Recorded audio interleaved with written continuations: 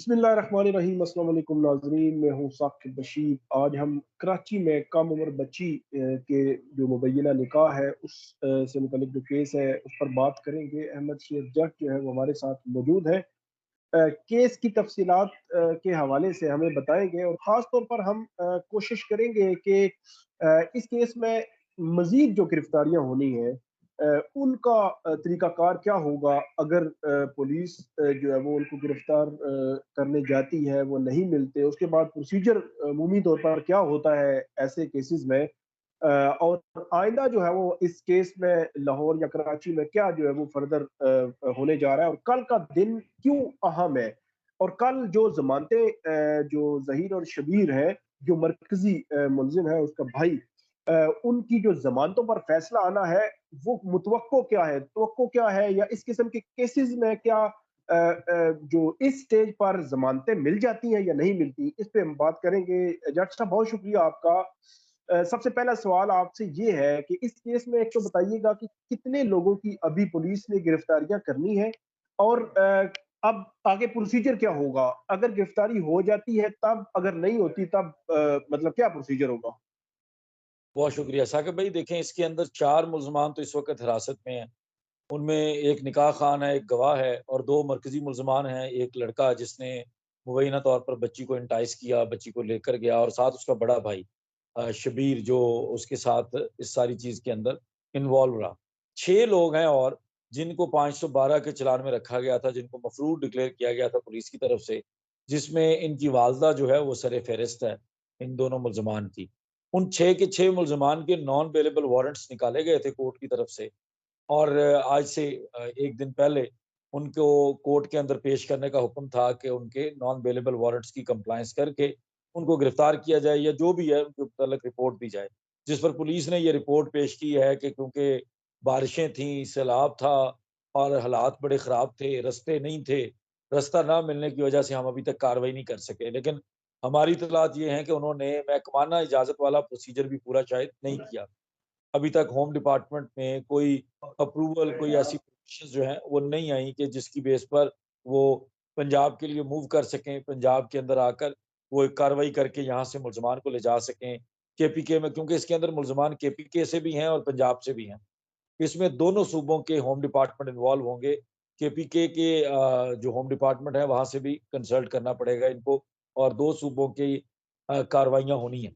तो इसलिए उनको शायद टाइम लग रहा है। अभी तक बहरहाल हमारी इत्तलात के मुताबिक परमिशंस वाला काम नहीं हो सका और 24 तारीख रखी गई है।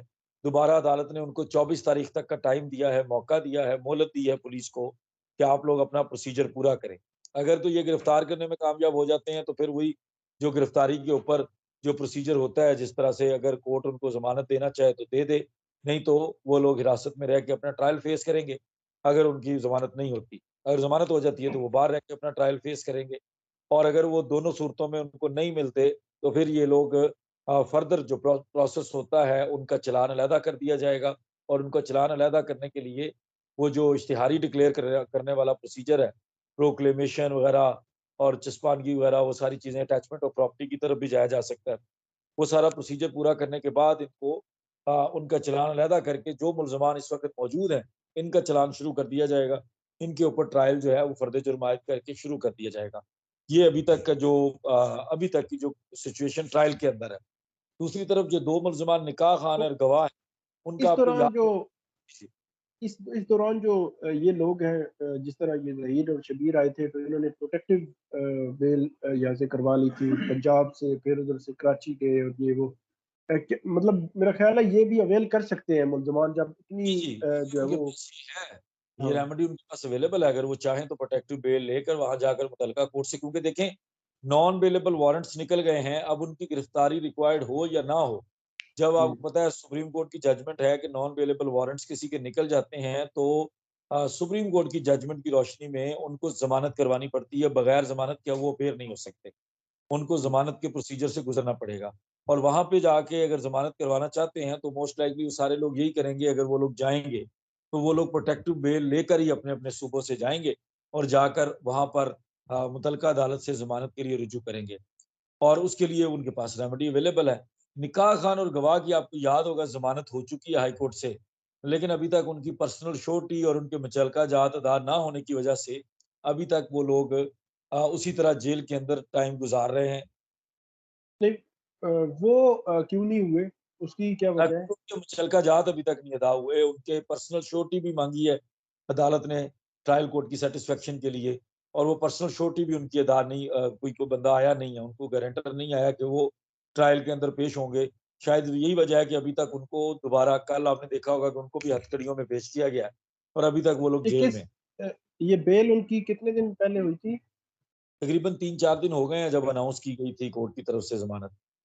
और ओके। ये सिंध हाई कोर्ट ने अनाउंस किया था कि इनकी ज़मानत हो गई है और 1-1 लाख रुपए का मुचलका और एक-एक पर्सनल श्योरिटी जो है, वो ट्रायल कोर्ट की सैटिस्फैक्शन के लिए उन्होंने ऑर्डर जी। किया था। लेकिन अभी तक चूँकि मुचलका भी अदा नहीं हुआ, पर्सनल श्योरिटी भी नहीं है, जिसकी वजह से अभी तक उनको रिहाई नहीं मिल सकी। वो लोग जेल के अंदर हैं और कल वो बाकायदा हथकड़ियों में वो भी साथ पेश हुए थे जेल से ही। अच्छा, इसमें ये बताइएगा, अब नेक्स्ट उस पे बात करते हैं कि कल जो फैसले आने हैं, उनमें से सबसे बड़ा जो मुझे लग रहा है बज़ाहिर जो है वो उनकी बेल का भी मैटर है, 164 भी है, मुलाकातें, सारी चीज़ें सारी इम्पोर्टेंट है। लेकिन ये है कि जो बेल का मैटर है, इस स्टेज पे अभी मेरे ख्याल में चंद दिन हुए हैं इनको गिरफ्तारी को, जी। तो आपको लगता है कि ये ज़मानत हो जाएगी? होने के इम्कानात कितने आपकी नज़र में है और कितने नहीं है? मेरे ख्याल में तो बहुत कम इम्कानात है। देखें साकिब भाई, अब ऑफेंसेस देखें, ऑफेंसेस के अंदर नॉन बेलेबल सारे ऑफेंसेस हैं, नॉन कंपाउंडेबल भी हैं। और इनके ऊपर तो ख़ासकर ये दोनों भाइयों से अलर्ज किया गया है 364 ए को, और साथ इंसानी स्मगलिंग और ऑर्गेनाइज़्ड क्रिमिनल ग्रुप वाली इंसानी स्मगलिंग है। चाइल्ड मैरिज रिस्ट्रेंट एक्ट का तो चलो आप कह सकते हैं कि वो 3 साल की सज़ा वाला ऑफ़ेंस है, लेकिन बाकी चीज़ें जो हैं वो बड़ी संगीन है।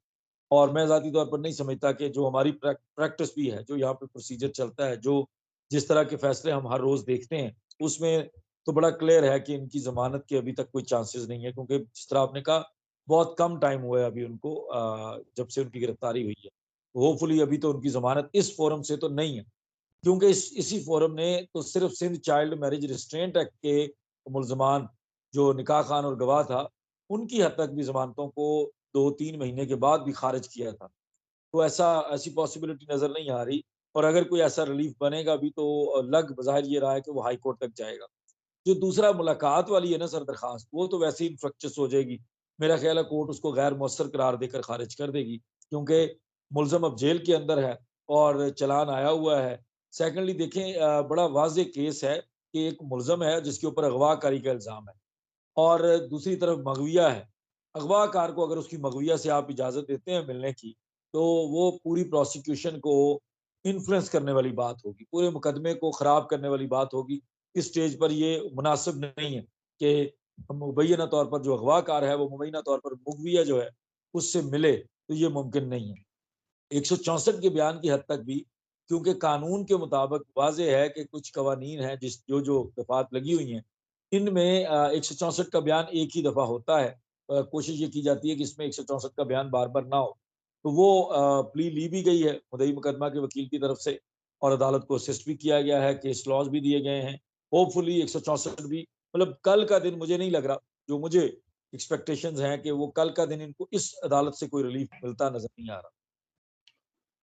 बहुत शुक्रिया जज साहब, आपने कुछ तफ़सीलात जो है वो हमारे साथ शेयर की हैं। आइंदा भी आपको हम ज़हमत देते रहेंगे, और नाज़रीन आप भी हमें जो है वो फ़ीडबैक ज़रूर दीजिएगा। अल्लाह हाफ़िज़।